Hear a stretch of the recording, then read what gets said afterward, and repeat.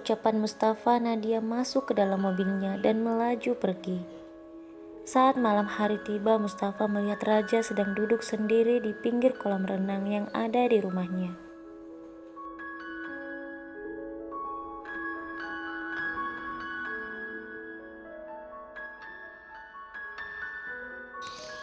Mustafa mendekati Raja dan duduk bersamanya.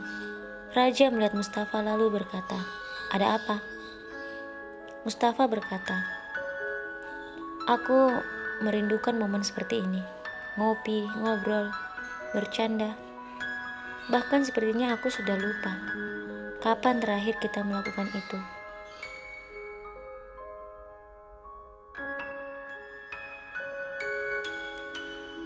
Raja memandang Mustafa, sepupunya yang sudah seperti saudara baginya. Lalu Mustafa menggodanya dengan menyenggol bahu Raja. Lalu mereka tertawa bersama. Mustafa bertanya sesuatu pada Raja yang membuat ekspresi wajah Raja berubah. "Hampir setiap hari Nadia datang ke kantor menemuimu. Untuk apa?"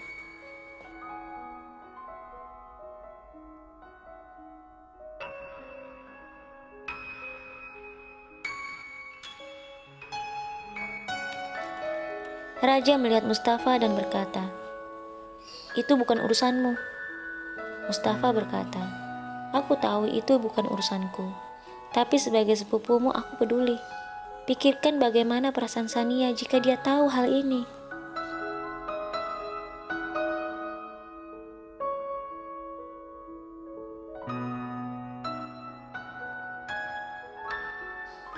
Lalu Raja berkata, "Peduli padaku atau pada Sania? Lagi pula, aku dan Sania tidak saling mencintai. Aku jadi ingin tahu, mengapa kamu begitu peduli pada Sania?" Tentu perkataan Raja membuat Mustafa menjadi sangat kaget.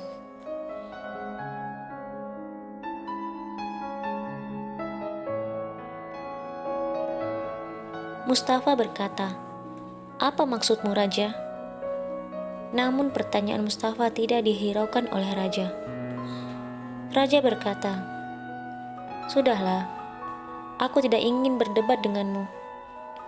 Lalu Raja pergi meninggalkan Mustafa yang masih duduk di sana.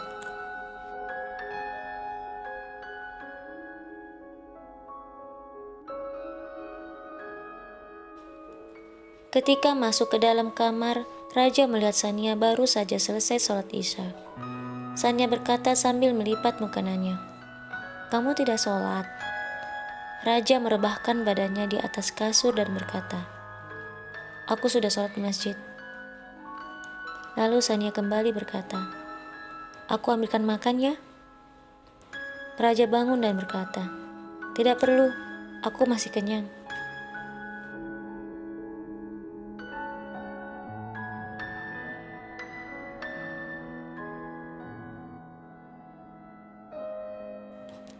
Sania sedikit heran dan berkata, "Kenyang? Tapi kamu kan belum makan." Raja mengingat tadi sore sebelum pulang ke rumah, dia ke restoran makan bersama Nadia. Lalu dia berkata, "Tadi aku sudah makan sama teman di luar."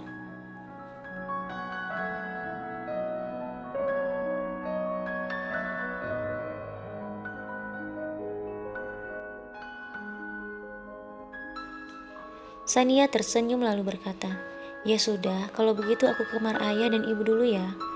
Aku mau melihat keadaan ayah." Raja mengangguk dan kembali berbaring di kasur.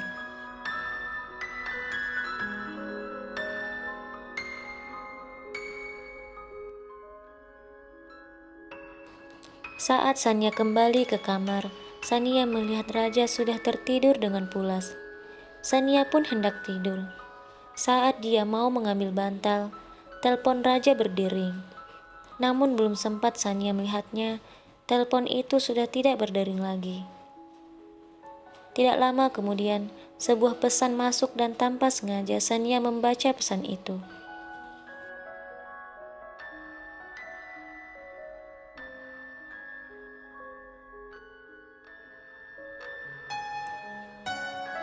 Alangkah terkejutnya dia membaca isi pesan itu.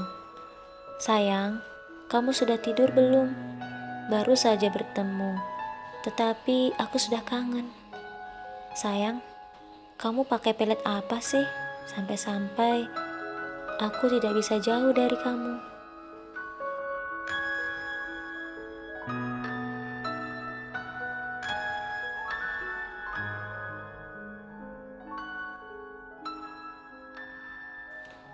Air mata Sania tumpah, tubuhnya lemas mengingat ketika Nadia memeluk Raja di parkiran. Telepon Raja kembali berdering. Sania melihat Raja masih terlelap. Sania meraih telepon itu dan berlari ke ruang pakaian.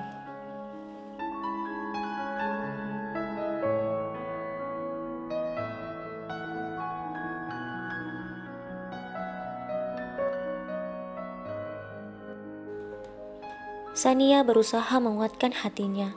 Lalu dia menerima telepon wanita itu sambil bersandar di salah satu lemari pakaian. Suara wanita itu terdengar. "Halo sayang, kamu baca pesan tapi tidak dibalas. Aku tahu. Pasti kamu mau kasih kejutan kan? Seperti kemarin malam. Tiba-tiba kamu sudah di depan pintuku."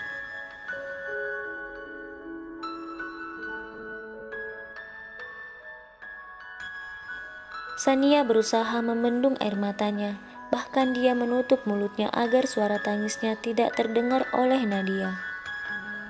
Lalu Nadia kembali berkata, "Sayang, kapan kamu ceraikan istrimu? Aku sudah tidak sabar ingin hidup bahagia sama kamu. Oh iya sayang, nanti bulan madunya kita ke luar negeri ya, di tempat-tempat romantis gitu."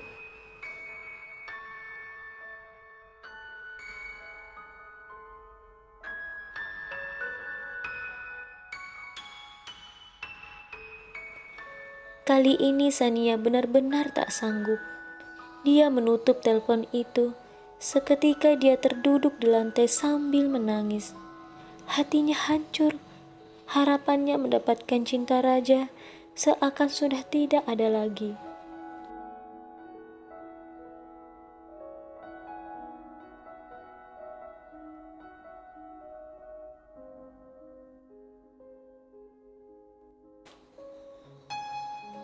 Beberapa menit kemudian, Sania mengembalikan telepon Raja ke tempatnya semula. Dia memandang wajah suaminya itu, suami yang tidak pernah mencintainya, suami yang mencintai wanita lain. Air matanya tak berhenti mengalir, dadanya terasa sesak dan sakit.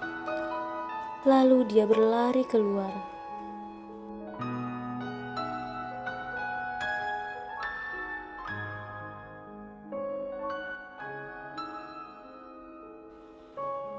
Sania berdiri di teras lantai 2 rumahnya. Dia memandang langit yang gelap. Dia tidak tahu kapan Raja akan menceraikannya. Tiba-tiba Sania teringat ayah Raja mertuanya yang sakit parah. Air matanya kembali mengalir. Dia tidak sanggup membayangkan apa yang akan terjadi jika Raja benar-benar menceraikannya.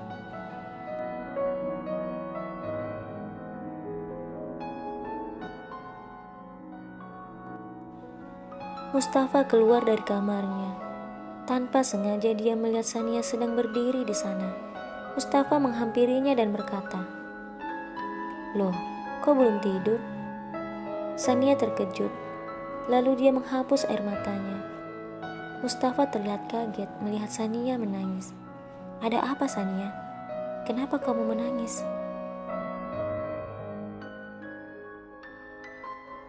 Sania tersenyum berusaha menyembunyikan kesedihannya. "Oh, tidak apa-apa. Aku hanya merasa sangat merindukan orang-orang di desa." Mustafa tak langsung percaya mendengar jawaban Sania. Namun dia mengerti, mungkin Sania tidak ingin menceritakan masalahnya.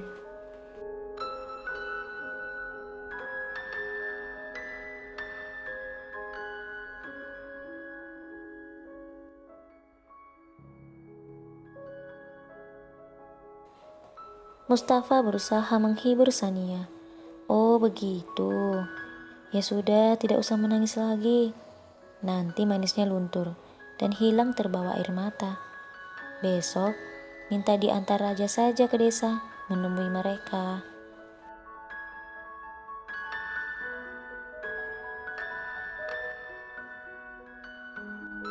Mendengar perkataan Mustafa, Sania jadi tersenyum lalu dia berkata, "Raja sedang sibuk, jadi kami belum bisa ke desa." Lalu dia tertunduk, nampak sedih kembali berkata, "Lagi pula, keadaan ayah semakin memburuk."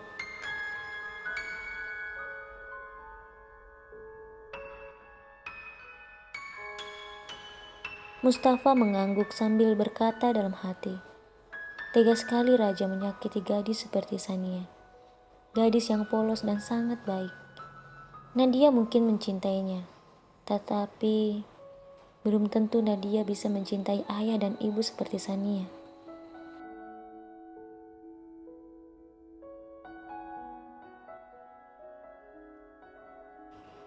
Tiba-tiba terdengar suara yang tak jauh dari belakang mereka. "Wah, hebat sekali. Jam segini belum tidur. Malah asik berduaan sama laki-laki yang bukan suaminya." Ternyata itu adalah raja.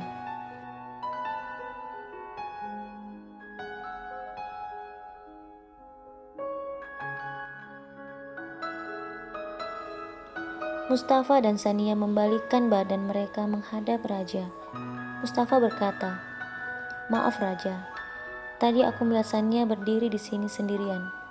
Aku pikir sesuatu terjadi padanya, jadi aku menghampirinya."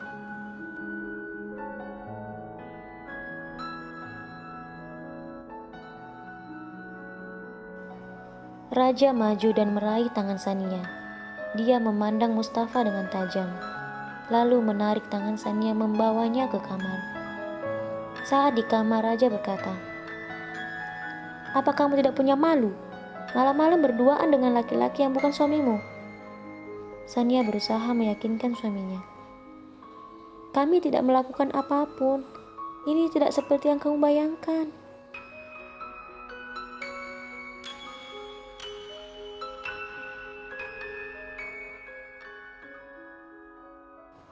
Tetapi tetap saja raja tidak mau mendengar perkataan Sania. Ketika hendak pergi, raja kembali memegang tangan Sania dengan sangat keras. Sania berkata, "Raja, tanganku sakit." Raja menariknya dengan keras hingga tubuh Sania berada dalam pelukannya.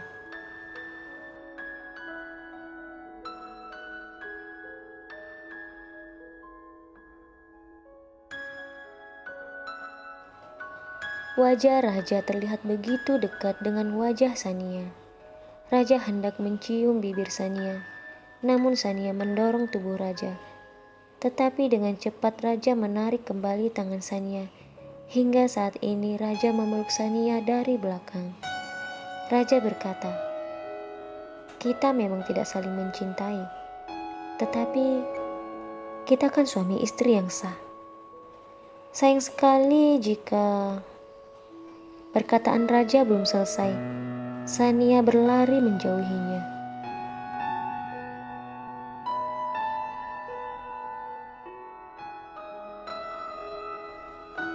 Sania mengambil bantal dan pergi tidur. Dia tidak bisa melupakan apa yang sudah dikatakan Nadia di telepon. Sementara raja masih merasa marah dengan Mustafa yang selalu sok peduli dengan Sania. Jika raja tidak mencintai Sania, lalu mengapa dia merasa marah jika Mustafa perhatian pada Sania?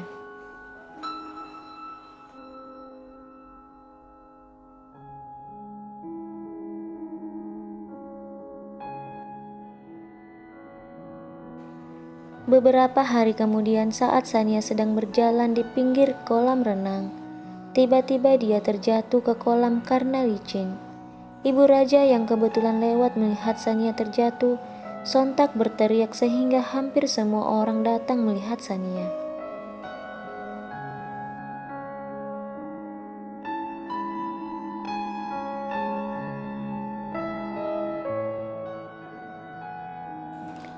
Melihat Sania berusaha berenang, ibu raja menangis dan berkata, "Ayo tolong dia tidak bisa berenang. Lakukan sesuatu, jika tidak, dia akan tenggelam." Salah satu adik raja berlari menuju kamar raja untuk memanggilnya. Saat di tangga dia bertemu dengan Mustafa dengan nafas yang tak beraturan. Adik raja berkata, "Mustafa, Sania jatuh ke kolam. Dia tidak bisa berenang." Mustafa tanpa pikir panjang langsung berlari ke sana.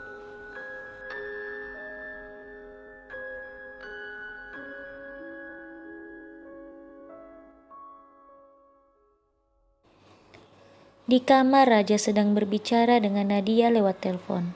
Lalu adiknya berteriak, "Kakak, kakak cepat, Sania jatuh ke kolam." Mendengar ucapan adiknya, raja langsung menutup teleponnya dan berlari menuju kolam renang.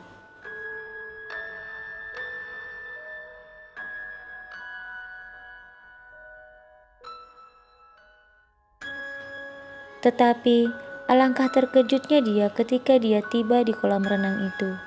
Dia melihat tubuh Sania yang basah kuyup, lemas tak berdaya, berada dalam pelukan Mustafa.